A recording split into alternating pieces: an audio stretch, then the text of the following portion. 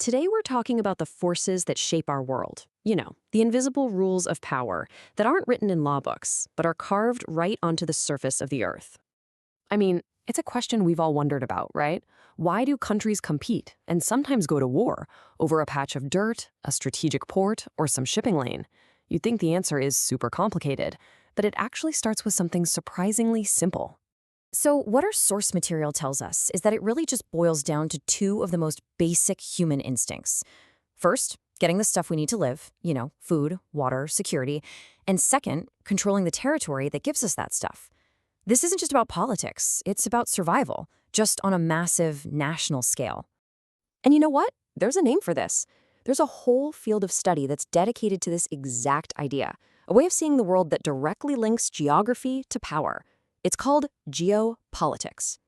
But geopolitics isn't just about coloring in maps. No, it's about understanding how a country's location, its climate, its mountains, its rivers, how all of that fundamentally shapes its destiny, the decisions it makes, and how it gets along or doesn't with its neighbors.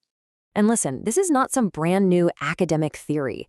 The text we're digging into today makes this incredible claim that this way of thinking, of tying land to power, is as old as humanity itself. I mean, think about it. The very first person who claimed a piece of land for their tribe was, in a way, the world's first geopolitical strategist. Okay, so that's the big idea, but how do we actually analyze this? How do you turn this concept into a practical tool for understanding what's happening in the world? Well, our source gives us a really simple but powerful framework to do exactly that. It's actually pretty straightforward. Think of it like a stage play. It breaks everything down into two main buckets. On one side, you've got the stable factors. This is the stage itself, the geography that doesn't really change. And on the other side, you've got the variable factors. These are the actors on that stage, all the human stuff. This is our toolkit for geopolitical analysis. All right, let's put this framework to the test. Let's just grab one of those variable factors, population. Because it's not just about how many people a country has. What's really crucial is where those people live. Get ready for this number, it's pretty staggering. Roughly 80% of the entire world's population lives within 500 kilometers of a coastline. Just wrap your head around that for a second. That's why control over ports and coastal waters becomes such a huge deal. It's an unbelievable concentration of people, trade, and power, all crammed onto the edges of our continents. And on the flip side of that, about half of all the land on Earth is basically empty. It's either too cold, too hot, too dry, or too mountainous for lots of people to live there.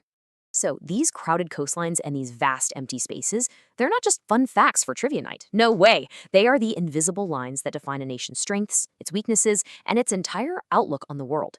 They determine where cities get built, where armies get placed, and where money gets made. So once you start thinking this way, you start to see that different geographies lead to totally different strategies. And this sparked a huge debate throughout history, a real clash of titans between two giant competing ideas for how to run the world. So, in one corner, you've got the theory of sea power. Thinkers like Alfred T or Mahan saw that the oceans are basically the world's highways. His idea was simple. If you control the sea lanes, you control global trade, you can send your military anywhere you want, and at the end of the day, you rule the world. But then, another thinker named Halford Mackinder came along and said, hold on a second. He looked at the massive, resource-packed landmass of Eurasia and called it the Heartland.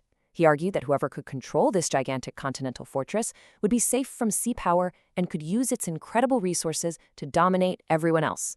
It was a theory born out of the fear of a massive land-based empire. And these two maps show you everything you need to know. Look at the left.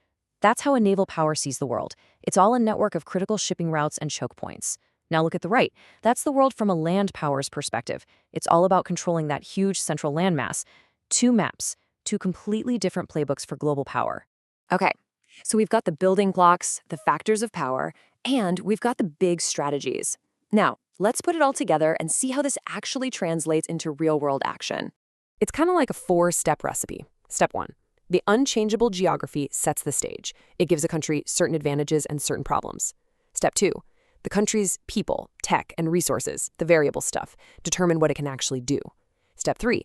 Its leaders look at this reality and pick a big strategy, like sea power or land power, to guide them. And finally, step 4, that plan becomes foreign policy. That's what we see on the news. But here's the thing, and this is really important. This isn't just some cold, heartless equation.